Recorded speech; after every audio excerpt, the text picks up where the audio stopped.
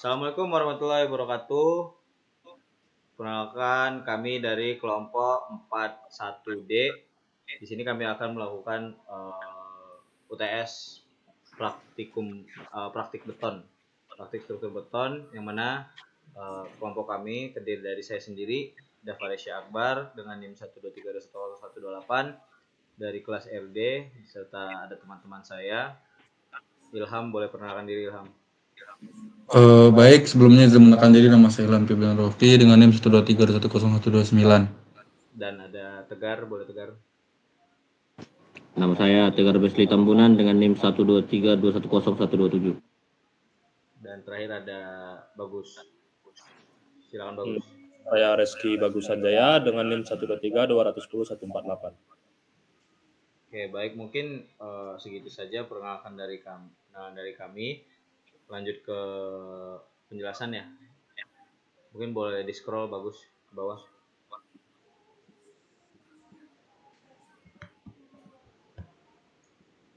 Di pendahuluan. Oke. Jadi di modul 1 ini kita ada pendahuluan teman-teman yang membahas soal beton itu apa. Jadi beton itu adalah salah satu bahan konstruksi yang paling penting di dunia teknik sipil. Dia kuat menahan terhadap gaya tekan, tapi beton itu lemah terhadap gaya tarik, teman-teman. Makanya dalam struktur beton ini kita belajar mengkombinasikan baja dan beton supaya seimbang. Dan kemudian dalam pencernaan struktur beton juga kami itu memakai metode limit state design. Seperti yang terlihat, limit state design yaitu pendekatan yang mempertimbangkan dua kondisi. Yang pertama itu ultimate limit state supaya struktur nggak sampai gagal atau roboh, dan untuk service limit state supaya bangunan tetap nyaman digunakan tanpa retak atau ledutan berlebih. Kemudian boleh di scroll lagi dikit. Oh maaf, naik lagi ke atas, sorry. Prinsip dasar perencanaannya juga mengacu pada konsep strong column. Jadi strong column weak beam, yang artinya apa? Kalau misalnya ada beban besar kayak gempa atau rusaknya di baloknya, itu bukan kolomnya, biar bangunannya tetap berdiri. Jadi selama baloknya hancur tidak apa-apa, tapi selama kolomnya masih berdiri, bangunan itu tetap berdiri dan aman, jadi nggak runtuh dia. Kemudian tujuan praktikum ini itu supaya kami memahami langkah-langkah dan perencanaan struktur beton bertulang, mulai dari pembebanan, lalu perhitungan dimensi sampai analisis menggunakan software etap. Turun ke bawah. Terus tolong. Oke, nah di sini ada standar peraturan digunakan. Yang pertama itu ada SNI 2841 2019 tentang persyaratan beton bertulang. Kemudian ada yang nomor 2 itu 1727 2020, itu beban minimum untuk perancangan bangunan gedung. Kemudian yang ketiga ada SNI 1926 2019 tata cara perencanaan ketahanan gempa untuk struktur bangunan gedung dan non gedung. Kemudian yang terakhir itu ada PPI UG 1983 yang membahas soal peraturan pembebanan Indonesia untuk gedung 1983. Nah, kemudian lanjut lagi boleh Gus. Nah, dari kategori gedung desain itu ya ini sudah jelas lah, ini yang menentukan kalau misalnya jenis gedung itu apa, dan berbagai gedung struktur lainnya itu berbeda-beda, resikonya seperti apa dan sebagainya. Boleh lanjut lagi Gus, tolong. Oke, turun lagi ke bawah, langsung ke bab 2 aja nggak apa-apa.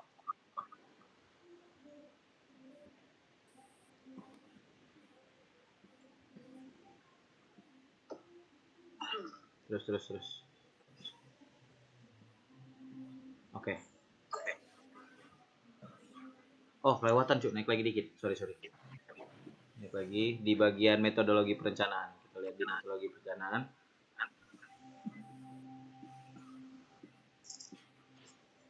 Naik lagi dikit, naik. Terus dikit lagi. Oke. Bawa kelewatan. Turun lagi bawah. Lagi. Oke dah. Di sini ada pembagian dari beban, teman-teman. Jadi beban itu dibagi menjadi 3 sebenarnya. Ada beban gempa. Kalau berdasarkan SNI itu ada di SNI 1726 2023 itu koefisien percepatan spektral. Intinya beban gempa itu adalah beban yang ditentukan berdasarkan wilayah gempa Lampung yang termasuk zona menengah sampai tinggi. Maksudnya bukan zona Lampung saja, tapi wilayah yang kita analisis nanti. Kemudian ada beban angin atau di SNI berdasarkan SNI 1727 bab 26. Simpelnya gini, beban angin itu adalah beban tambahan yang ada di PPI UG. Jadi kita beracunya ke situ juga. Kemudian naik ke atas dikit Gus, itu rada kelewatan. Bawa lagi. Sorry. Nah, bawa lagi. Lanjut ke kita ke penentuan pembebanan. Nah, di penentuan pembebanan sendiri itu ada yang namanya beban mati dan beban hidup.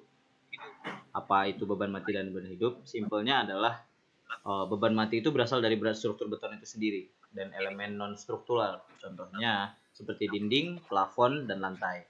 Lalu kalau misalnya beban hidup itu gampangnya adalah itu aktivitas pengguna.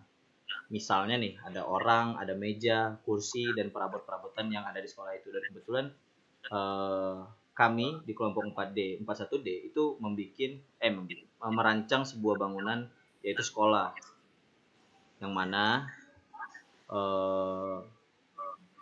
kolom utama kami itu berukuran 40 x 40 cm, kemudian balok berukuran 12 x 15 cm, sama plat dua arahnya itu tebalnya 12,5 cm.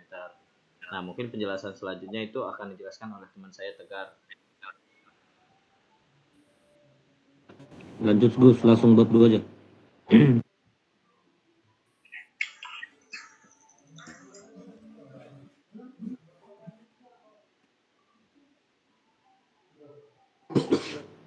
Jadi pada modul kedua kami melakukan yang namanya penguraian etap. Penguraian etap itu sendiri kita melakukannya untuk mendapatkan output dari bangunan struktur kita itu. Nanti kan kita input berupa kuat tekannya berapa, terus lebar balok, tinggi baloknya, terus nanti kita juga masukkan pembebanannya berapa. Scroll Gus, coba scroll lagi sampai dia ke pembebanan aja. Terus nah itu nah nanti di input kombinasi pembebanan itu kita pakai ada ini 6 kombinasi, yaitu ini 1,4 DL ditambah 1,4 SIDL, terus 1,2 DL ditambah 1,2 SIDL ditambah 1,6 L tambah 0,5 LR atau R, 1,2 DL tambah 1,2 SIDL tambah 1,6 LR atau R tambah L atau 0,5 W. Nah, dan begitu seterusnya sampai ke bawah. Lanjut. Nah, nanti hasil output pembebanan yang kita dapatkan dari etos itu nanti kita dapat yang namanya output gaya dalamnya. Nanti itu kita masukkan ke Excel buat kita mencari momennya, terus pergeserannya. Ya, itu saja. Bisa langsung dilanjut.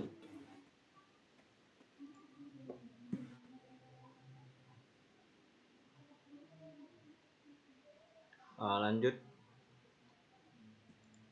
Baik, lanjut ke perhitungan 3. Silakan Tegar. Oke. Nah, di modul 3 kita itu melakukan yang namanya penghitungan balok. Dari perhitungan balok ini kita dapatkan dari data-data yang udah dikasih kemarin, yaitu data FC-nya berapa. Nanti kita yang pertama itu kan kita mencari nilai positif dulu. Untuk 14. Kita mencari nilai D aksennya.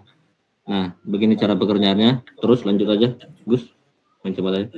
Kemudian yang kedua mencari CE, terus mencari nilai AB per D, kemudian mengecek rasio tulangannya. Nah, mengecek rasio tulangan itu kita dapatkan nanti kalau rominnya atau lebih kecil dari rotor pakai dan lebih kecil dari romaxnya. Nah, kemudian Sebentar.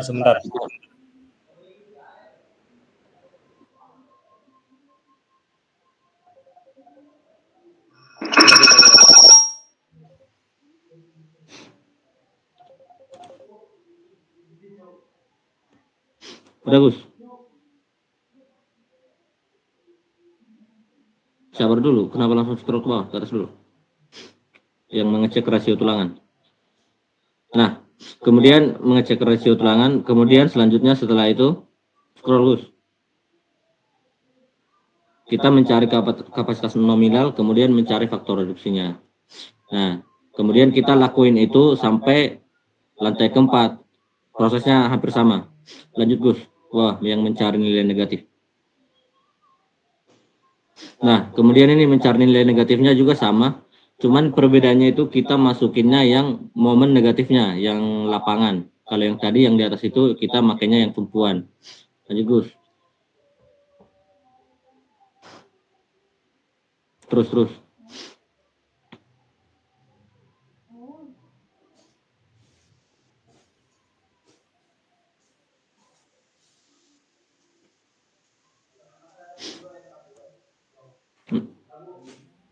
Nah, untuk ini kemudian bisa dijelaskan oleh teman saya. Oke, untuk selanjutnya itu adalah penulangan geser dengan sengkang. Adapun dengan perhitungannya penulangan geser itu VU dibagi torsinya. Dari nilainya VU sendiri itu nanti untuk menghitung kapasitas geser beton untuk mencari nilai Vset. Nah, hasil yang di atas itu nanti yang diambil itu nilai yang paling kecilnya. Nilai yang paling kecil nanti akan dimasukkan dalam 0,5 Vset dan hasilnya itu akan dimasukkan ke nilai S. Terus ini ada zonanya. Di selanjutnya ada perencanaan tulang geser torsi. Ada pencari nilai TN, ACP, dan PCP. Terus yang keempat tuh ada cek kebutuhan terhadap tulangan torsinya. Nah, untuk dari hasil yang di atas itu kita dapat pernyataan bahwa nilai 6,8 kan lebih dari 0,55. Ini karena nilai itu TU melebihi torsi, maka pengaruh puntir tidak dapat diabaikan. Terus ini perhitungan tulangan sengkangnya. Dilanjutkan cek kebutuhan terhadap tulangan geser. Lalu ada syarat luas tulangan geser minimumnya. Dari hasil di atas itu pernyataan tuh bahwasannya nilai 4.500,06 itu lebih besar dari 167,41 mm.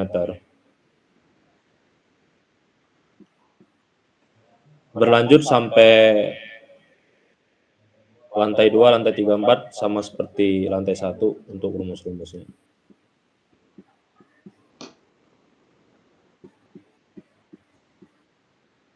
Terus di 3.5 kita akan menghitung torsi dan penulangan tambahan.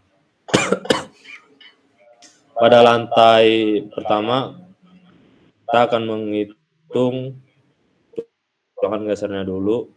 Dilanjutkan dengan ACP, PCP sampai lantai keempat. Terus kita ngecek kebutuhan tulangan torsi lantai 1, lantai 2, lantai 3, lantai 4 untuk mencari nilai TU yang melebihi batas torsi akibat puntir yang tidak dapat diabaikan.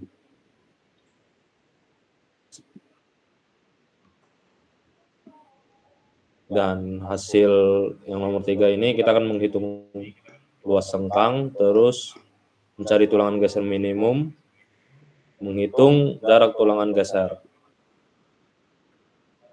Dan nilai S ini harus di bawah atau sama dengan 300 mm kuadrat.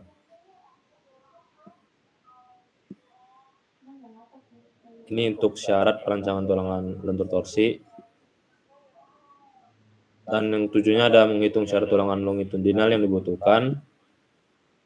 Oke. Selanjutnya mungkin bisa dibahas oleh teman saya, Ilham Febrian Aropi. Oke, baik.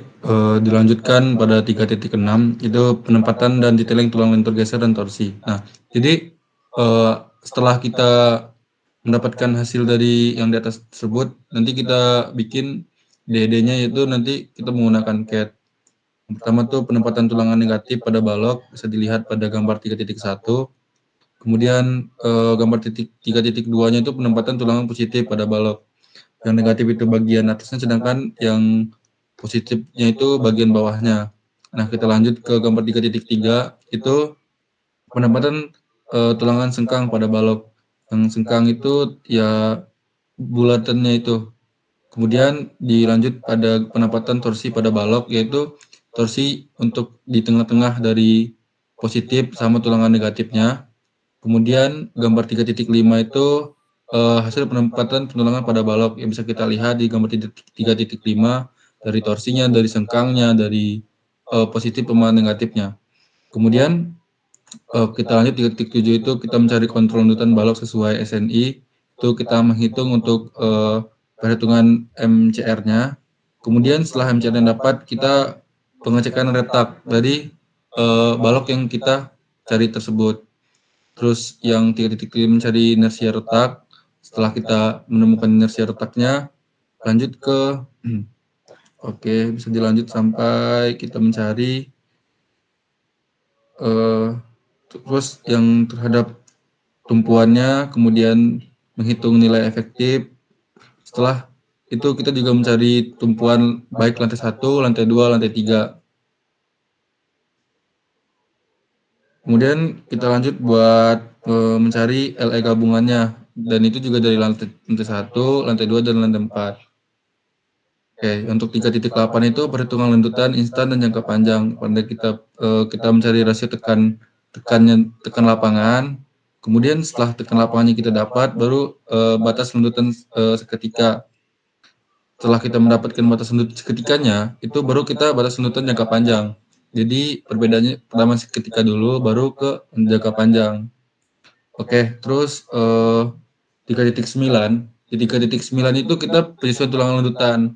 Kita kita ngecek lagi apakah udah sesuai SNI atau belum. Misalnya standar SNI itu tuh SNI 2847 2019. Nah, setelah kita menyesuaikan, baru yang terakhir finalisasi detailing balok. Mungkin sekian yang dapat saya sampaikan. Mungkin saya kembalikan lagi ke moderator. Baik, terima kasih teman-teman atas penjelasannya juga, dan seperti itulah penjelasan dari kami kelompok 41D. Kalau misalnya ada kekurangan atau kesalahan dari kami mohon maaf. Kami akhiri. Wassalamualaikum warahmatullahi wabarakatuh. Jempol ya teman-teman. Oke, mantap.